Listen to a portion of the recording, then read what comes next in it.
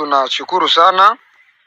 Hawa wa vijana ambao mnaona hawa ni maskari ya M23 ambao walikamatika baada ya mtutu wa vita mkali, baada yao kujipenyeza na kutaka washambulie makaa zetu za wazalendo wanaoonekana ndani ya coordination ile ya Kabare Walungu na kuendelea gisi mnavyosikia. Ila tunataka kuhoji wa vijana wa maulizo sawa mawili hivi kwa ajili ya utakaso bora wa maneno.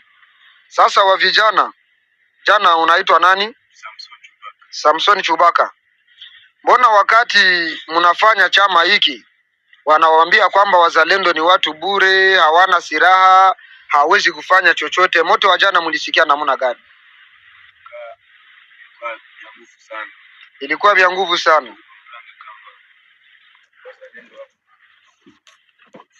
Tia Kavoline Chubaka, mlisikia ile moto namna gani? Donc bako banakuuliza vita ulisikia vita poa ya vita, eske ni poa ya reja walai? Ilikuwa nguvu sana. Sasa kama leo naweza kupata bahati ya kupata mwenzenu mwenyewe, utaambia wa M23 unaweza kumhakikishia kama mzalendo ni mtu bure kama wanamuita Kapitula? Eske kwa kweli muliona sisi ni wavake Kapitula kabisa?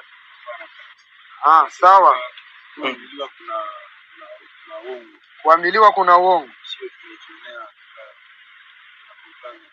Muna comprendre? Sawa. Sasa hivi mulibanika kwa risasi, ujipe moyo, hamutakufa tena. Tutaweka mumikono ya guvernema ipate gisi ya kuwatendea, na kule mutafika muhakikishe kuita wenzenu wote wapate kurejoindre wazalendo watumikie inchi kuliko kwenda na saliti inchi. Isikie ile mutaifanya? Sawa. Masiraha zenye ambazo zililia kungambo ya kwenu, isikie mnaweza kutuambia fasi yenye mlisitia? Silaha zenye zililia pale kama zenye mlikuwa nazo. Ile same person yenye tulikuwa nayo. Nani zilikuwa army? Ndio. Sisi wenyewe tukamatika na wao tulikuwa tuna wale wa matatu ndio ilikuwa na army na wao walikuwa hana sana. Sisi ndio nala kitia. Sasa wale wakaanza jana. Nasema kama bale balikufa. Unatuambia mlikuwa batano, mbona zaidi ya batano wamekufa pale? Mbona kulikufa zaidi ya batano na intervention ilikuwa zaidi ya batano imekufa? Umugoroba mwiza kuri mwe mwese mukomeje kubana natwe. Nuko dutangiranye n'izo matekwa za mama 23 zafashwe, nubwo hari amagamba amwe avugwa ko abazawirendo ngo ntacyo bakora, ariko ngira ngo mumubibona yuko amashusho yabo abagenda agira icyo agaragaza, ibikorwa birivugira. Hari abantu benshi nabonye munenga wazarendo ngo ni ingegera, ngo nta kintu bamaze, ngo nabo ngo guhombya ngo ibikoresho bya gisirikare, ariko ngira ngo mubibona. Ahangara ni inyeshyamba za mama 23 zamaze gufatwa, zafatiwe muri Kivu y'Amajyepfo, zafashwe na VDP Wazalendo yahangaha. Mvuye ahangaha reka mpite ngaruka n'ubundi kuri VDP Wazalendo muri rusange. Ahangaha ni muri Garanoro. Nous sommes l'équipe de la synergie Frogrammer, officiellement envoyée dans une mission très nécessaire dans le secteur de Bapere, la mission d'évaluation des opérations faites pendant plus de 8 mois dans le secteur de Bapere. Comme vous le savez, il y a plus de 8 mois où le territoire de Lubero et principalement le secteur de Bapere était sous menace de l'activisme de l'ennemi ADF-MTM, et la synergie Frogranor a été officiellement saisie pour envoyer les éléments dans le secteur de Bapere, bien sûr, pour opérer ensemble avec les FARDC et l'UPDF afin de mettre fin à l'activisme de l'ennemi. 8 mois après, nous avons réussi à mettre en déroute l'ennemi qui malmenait la vie de la paisible population du territoire de Lubero. Et bientôt, nous allons lancer les opérations dans le territoire de Beni, qui est aussi sous menace de l'activisme de l'ennemi. La mission est composée de plusieurs cadres de la synergie Frogran Nord, dont le général Leteki qui représente le commandant synergie, le porte-parole John Mangaiko et son adjoint Bingabo, et plusieurs officiers supérieurs de la synergie Frogran Nord. En attendant la fin de l'opération, nous demandons à la population des territoires de Lubero et de Beni de collaborer toujours avec les Wazalendo, les FARDC et l'UPDF afin qu'ensemble on puisse mettre fin à l'activisme de l'ennemi. pour le VDP, moi c'est Moïse Kabunga. nk'uko mubyumvise ngo ni itsinda ry'abayobozi bakuru ba VDP Wazalendo muri Forogara Nord. Iri ngo riri mu ruzinduko mu gice cya Bapere muri teritwari ya Lubero, aho ryagiye gusuzuma uko ibikorwa byo guhiga no kurwanya inyeshyamba za ADF bihagaze. Nk'uko byatangajwe n'umuvugizi w'uwo mutwe ngo ni John Mahangayiko, uru ruzinduko ngo ruzakomeza mu gace ka Banduru n'utundi duce tuhakikije hagamijwe kureba uko umutekano uhagaze no gusuzuma aho ibikorwa byo guhashya ADF bigeze. Abagize iri tsinda bavuga ko ngo bashaka kwirebera uko urwego rw'ibikorwa biri gukoreshwa mu mirwano no kumenya ibikenewe kugira ngo ibikorwa byo kurinda abaturage no kurwanya inyeshyamba bikomeze gutanga umusaruro. Ku bigendanye na VDP Wazalendo kandi, amakuru mfite imbere yanjye avuga ko abarwanyi ba Wazalendo banyuze ku muvugizi wabo witwa Maître Eritse Gashegu wo mu mutwe wa CMC FDP baraburira kandi baramenyesha abanyekongo n'amahanga ko ari ibikorwa byo kongera ingufu z'ingabo z'u Rwanda iwarikare, haba mu mubare w'abasirikare no mu bikoresho bya gisirikare n'amasasu. Aba ba VDP Wazalendo baravuga ko ibikorwa bishobora kuba biri gutegurwa hagamijwe kugaba igitero ku gace ka Pinga. Vuye aho ngaho reka mbite nerekeza différentes déclarations auxquelles nous assistons peuvent enclencher une guerre que nous ne saurons pas gérer. Alors que, en fin de compte, on finira pas autour d'une table. Je suis en train d'expliquer à l'opinion qu'il y a deux instincts qui s'affrontent. Le premier instinct, c'est l'instinct de la conservation du pouvoir. Et ça, c'est pour la majorité. La majorité tient à conserver le pouvoir. Coûte que coûte. Coûte que coûte. Et à tout prix. Quel que soit le prix à payer. Mais il y a aussi l'opposition classique qui tient à accéder au pouvoir. Coûte que coûte. Et à tout prix. Et quel que soit le prix à payer. Nous considérons que nous sommes en face de deux fous. Et au village, quand quelqu'un s'en prend au bien public, il n'y a qu'une solution. Il faut le ligoter. Si vous le laissez faire, il va détruire toute la société. Donc, comme chacun des deux camps voudrait qu'à tout prix, il se maintienne au pouvoir, l'autre camp tient à ce qu'il accède au pouvoir, quelles que soient les conditions. Nous risquons de nous retrouver entre deux feux. Un feu de la majorité et un feu de l'opposition. Or, il n'y a pas de match sans arbitre. Donc vous avez suffisamment de liens. Nous jouons le rôle d'arbitre entre les deux fous-là, Oui. qui tiennent à tout prix à conserver le pouvoir et d'autres qui tiennent à accéder au pouvoir à tout prix. Donc, à votre avis, celui qui déborde sera le premier à être ligoté. Si la folie vient de la majorité, nous ligotons.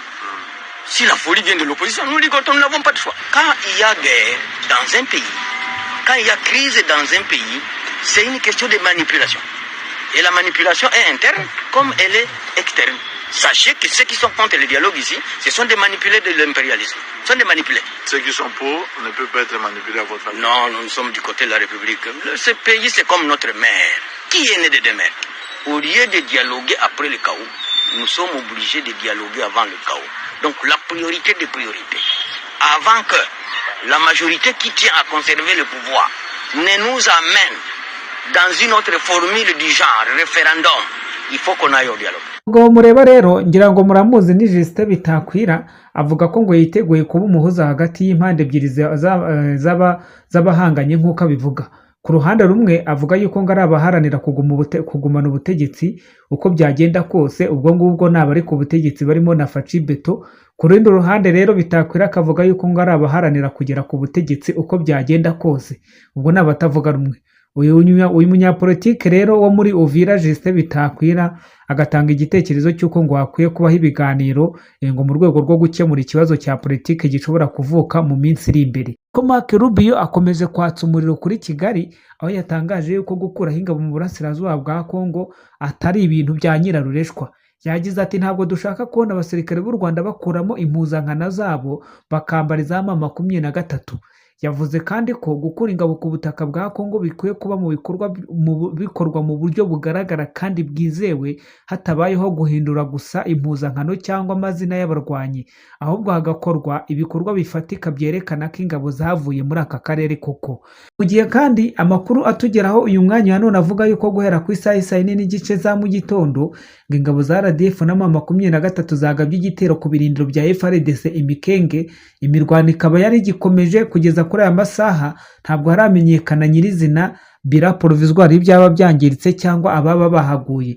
Gusa impande zihari zirimo zirahangana zirahamagarirwa zose kurinda abaturage b'abasivile no kubahiriza byimazeyo amategeko mpuzamahanga agenda ibikorwa by'intambara n'ubutabazi bw'ikiremwamuntu. Gusa ibi ni ukubitangaza mu matangazo, ariko icyizere cyo kubishyira mu bikorwa cyo ntabwo nakubwira yuko gikubiye kenshi. Amahirwe menshi ni uko nta biba biri bubeho, biba ari ibintu byo kwikura uruco mu kanwa. Mvuye aho ngaho reka mbite muri Rubutu, ngira ngo ejo bundi nari nabagejejeho amakuru yaho aho abantu 6 bamaze gupfa ni mu gitero cyageragejwe ngo cyashakaga gusahura ububiko bw'intwaro za FARDC.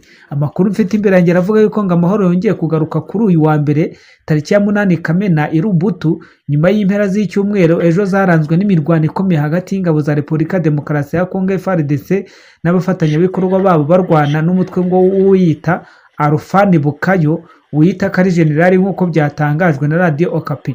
Nk'uko ubuyobozi bw'intara bubivuga rero, ngo abagabye ibitero bagerageje kwigarurira ububiko bw'intwaro za FARDC, ariko ngo ingabo za FARDC zabashije kuburizamo icyo gitero, ariko kurasana kwabaye ndetse n'urugomo rwagize ingaruka ku baturage, aho byahitanye nibura abantu 6, abandi benshi barakomereka.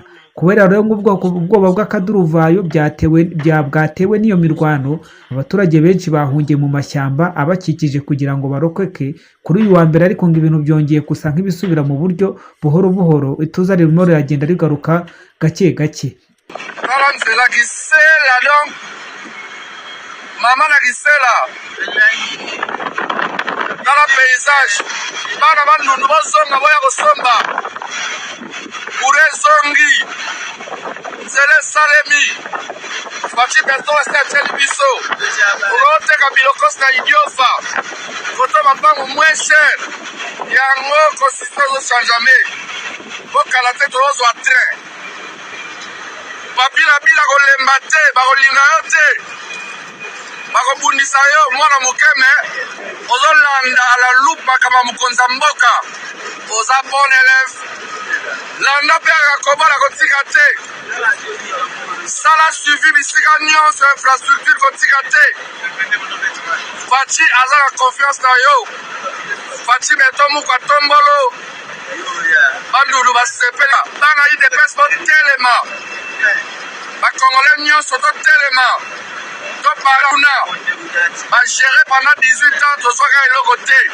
bandundu nzela oyo ezalaka te kikwiti idiofa tozalaka nyokoma une semaine na nzela bamama bazobela na nzela moya komema bamalade eza te grâce à Faci Beton Mouka Tombolo, grâce à sa vision politique basée sur les redressements du social, il fait voir la vie des Congolais s'améliorer.